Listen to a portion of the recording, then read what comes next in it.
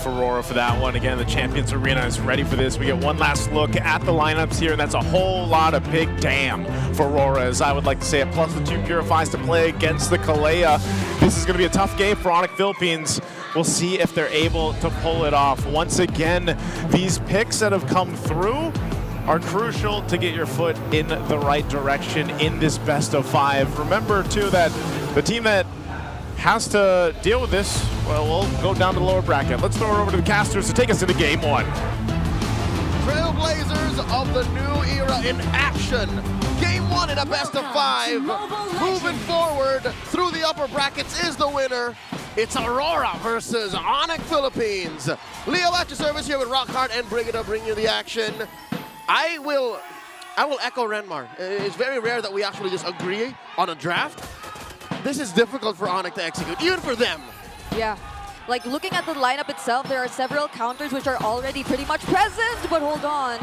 Okay, that was close for Brusco. Going back, it's not just the Kalea that can potentially be countered out by the Purify that's in Aurora's hands, right? It's also the stacks that could come in from Kellera later on. Like, if he gets to at least land 2 and just lack 1, the moment he just either Yue or Dominic decides to pop the Purify, then that'll almost register the entire effort's useless. I really love that you mentioned Kellera, because as much as I really do agree, hold on, Fato.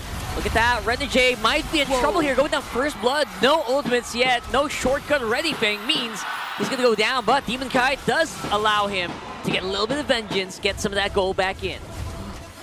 Well, that was interesting. I mean, it's Onic who we've been constantly talking about as a team who might be potentially lacking in terms of early game damage or even kill potential in general, but they just really went in aggressively, trying to invade even a red jungler.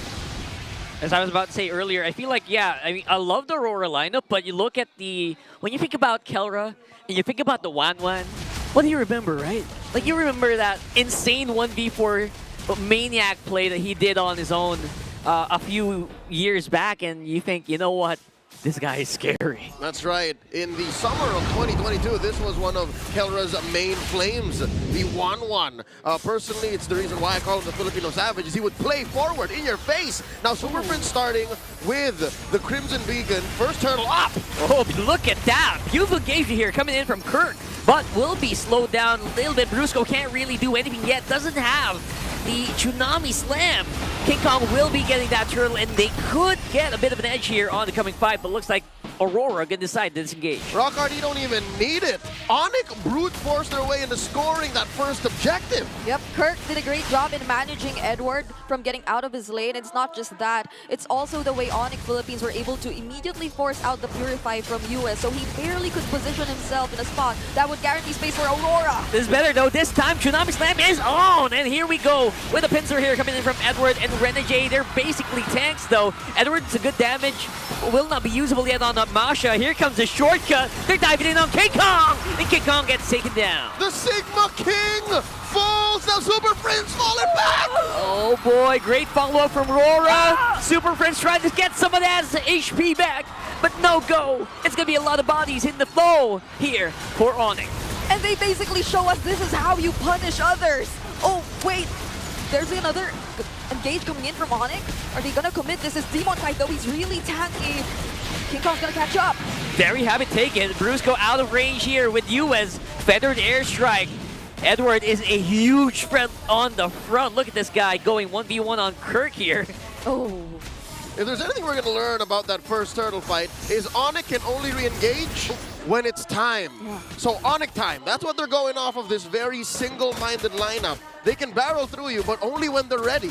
If Aurora comes in and says, no, you're not ready, we'll flank you, it's over. Yeah, and I think this is one of the main pointers we had in the keys to victory earlier. It's that Aurora can potentially capitalize on all these overextended plays that Onic may potentially commit in the game, and we've seen a couple of them even in early as just 4 minutes of this game. So this is something that Onic probably has to take into consideration, because they've been forcing out a lot of reactions from Aurora, yes, but Aurora has the tools to actually punish them successfully.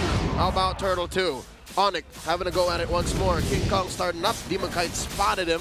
Brusco to the scene. How'd Renegade get back there? Oh my goodness, Renegade out of nowhere here. Getting another kill for Edward. This time around, King Kong is gone. No more turtle retribution available here. Shortcut is still active. They could go back if they want to. They could also bring Kirk maybe, but looks like that's not going to be a thing. They're going to just whittle him down slowly, force a flicker out, and then just keep the fight going. Why walk? Why That's how we walk? got there. Why walk? And Onic did not check that portal. Yep, there are some crazy back and forths that are happening right now. Dominic didn't even need to join in the fight because Aurora has the necessary damage, or just even their mere presence and dominance on zoning out Onic Philippines away from potentially contesting that turtle. So that's the first objective. Oh my goodness, I thought the concussive blast was actually gonna get it away from him. Yep. How tragic would that be? That would be so... A singular chip in the face of two members of Onic with the retribution on cooldown. That would not fly. Which is normally, you know what, it's not a big threat, but then you are trying to force off that retribution coming in from your enemy jungler. That's already big. And Renegade, he's been doing this non-stop every single time he's on the chip. Yeah, I like how you're mentioning that. Major flinch. That's a power play, all right? If there's anything that Onic can rely on in the face of this 4,000 gold lead Aurora's approaching, is the fact that Kelra hasn't joined any fights yet. Yeah. The fact that the chip has the shortcut means Dominkite has been an active part of all of Aurora's assaults. We're waiting for Kelra to get online. Yeah. There was just this one moment though which happened just now that Dominic indeed did not decide to join, but it seems like it is indeed time for Kelra, or unfortunately he might just be even forced to join in on what Onic is trying to do from this point onwards, because they're being forced to defend so many of their turrets. I liked how Rockhart did mention Renegade and how proactive he is in terms of using the chip, because he comes in at the most unexpected timings. And Onic Philippines seems like they're struggling, but they go for the engage. Yeah, that's a beautiful engagement. Renegade will be able to still activate the shortcut, and actually was enough to keep him alive, but only for a moment. Double kill for Doming though. That means that's going to be stacked going into that Granger. Now Demon Kite is on the jungle.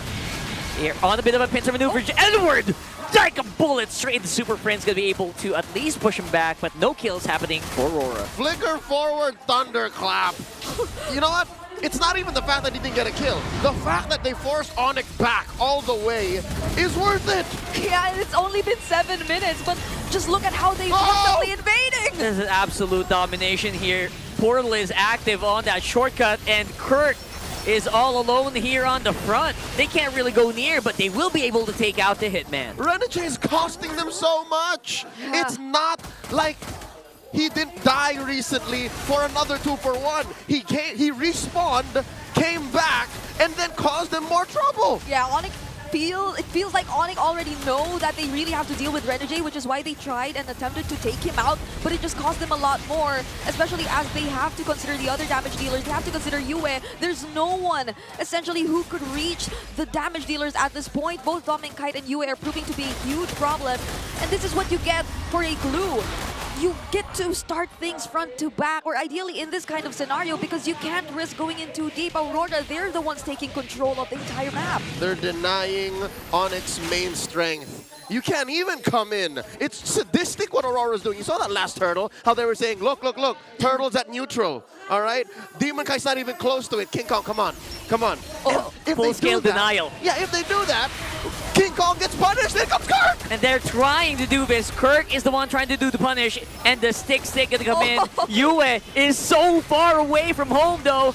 Shortcut is active once more, but this time around looks like a better engagement coming in from Onic, using that Tsunami Slam to isolate Renegade. Yep. And Kirk got away with it.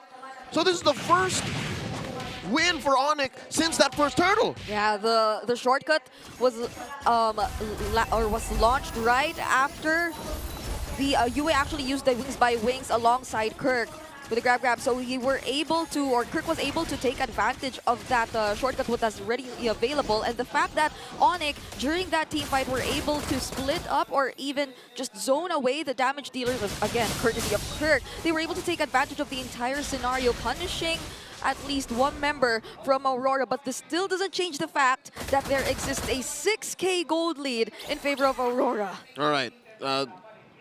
It's a blessing to know what's wrong.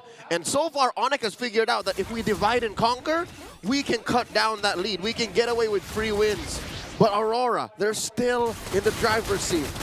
Gas, pedal to the metal, And look at that, Edward is not letting up. These holy shields are gonna go. That's Yeah. right. Just like what we saw like in the games yesterday, right? Exactly what Free Martese has been doing. This Masha really starting to get into form. Yep, and that Masha is on the way to a second item BOD. So imagine if actually Renegade gets to look for the perfect target with the shortcut and then just calls for Edward to try to burst him down with all the thunderclaps that are readily available. And now Onic needs to watch out for that portal near their purple buff because Renegade might decide to come in anytime. That's exactly what they're doing right now. It's a favored portal for Renegade. And again, how unfortunate that it's close to the Lord too. Yeah, and Renegade can actually do it, but he's a little far from zone here. Doesn't really have that much information. They're waiting to make a big play, essentially. They don't want to be too crazy. And maybe looking at Edward. Maybe he's waiting for the call from Edward on top. Yeah, this is a very difficult Lord dance for Onic to partake in. They don't know the steps. They got 2 left feet, and they know that Edward there he is. could get a split push. Clean take. Aurora scores. Nothing Onic could do. That was a perfectly timed Y walk there for Renegade as well. Was. They had to deal with the waves, and as much as Brusco had the information, he was just standing there in the brush right next to the portal. There was nothing they could do because there were other things that they had to deal with. Again, the waves, and you couldn't contest an objective that was already almost burst down here technically by Aurora. There's the Winter Crown pickup, by the way, as well by Demon Kite. So you could expect them to play this a little more aggressively because they can just bait out that crossbow of Tang. Yep. The way that Demon Kite is building this Fredrin, again, he's very comfortable with the hero, not just because the resurgence of utility junglers is he having to play this. He's used to the old Fredrin. About 2 years he had to play the Fredrin to stay on top of MLB Sports. He's building it very efficiently. Antique Kiras, Radiant Armor, and then the aforementioned Winter Truncheon. Like, literally, he is just a wall. A walking brick house. Yeah, he has to be the wall for Aurora at this point because Edward is literally going full damage here, or so far he's going for the damage items. And Renegade, he picked up the fleeting time, and now they might actually look for another kill. That's a very early feathered airstrike here activated by Yue, forcing back Onic inside the base. Go Turtle for the meantime, although we have a Lord. They're doing the big defense. And it's really hard to actually get near, but at the same time, Aurora can't really touch these turrets too much as well because of the threat of the Kalea. Yeah, how unfortunate is it that we went past 12 minutes by the time the waves were in sync and approaching their base turrets. It was very fortunate for Onic that they didn't lose a single base turret. But that was enough for Aurora to deal damage to almost all of them. And now, though... Oh, this could be big here. Renegade getting pulled back in. Shortcut is active, but he will go down. There goes Kelra with the crossbow of Tang. But Kirk, their big front line, is now out of commission. They're going to have to back off here. 2 for 1. Again, the Hitman capable of buying so much away from the Super Famine. Oh! Kelra Wintertron! Oh my goodness, that win chant was right on time. 1 second less, and that could have been it. It will stay alive for the meantime, though, and it will still allow Onic to clear. Yep. Airstrike coming in from Yue, but they're just zoning out Onic. They don't want to go away without taking a single base turret from Onic, and there's 30 seconds before the next objective, but it's just looking very rough for Onic, considering that even when Kelra was able to dish out the crossbow of Tang earlier, and despite the presence of the Corrosion Scythe with Tonker and the Has Claws, we barely felt the damage towards the members of Aurora. Between the 3 items, 4 that Kelra has, I'm guessing it's all utility right now. Yeah. Lifesteal, the attack speed, the extra farm with the Wind Talker, the Wind of Nature. Penetration. Invest in... What is this? Demon Hunter Sword. Yeah. Oh, yeah. They should. This was a build that Benny Cutie 2 decided to offer yesterday when they were way behind up against Team Falcon. So this is exactly what's happening to Onic right now. So we definitely see the need for them to wait a little more. There's Brusco picking up the fleeting time, but I don't think they'll be able to go for any setups and attempts for now. Just look at how Aurora's managing the macro so well through Edward. Here's what's worse. Onyx lineup isn't even really built to deal with waves. I'd put their wave clear on a scale of 1 to 10, like a 6.5. Yeah, 100%. I feel like they also know this, right? That's why they're not even trying too hard to go for the contest on that Lord. Oh God, Lord's inside the base. What A synchronized push by Aurora. This is a huge push. There's just no way that you can deal with all of this. Everyone is clubbed together with a big feathered airstrike from Yue, and that's gonna be it for game number 1. It's gonna be Aurora taking him out. The defending champions seem to still have some thoughts about yesterday, and this didn't feel like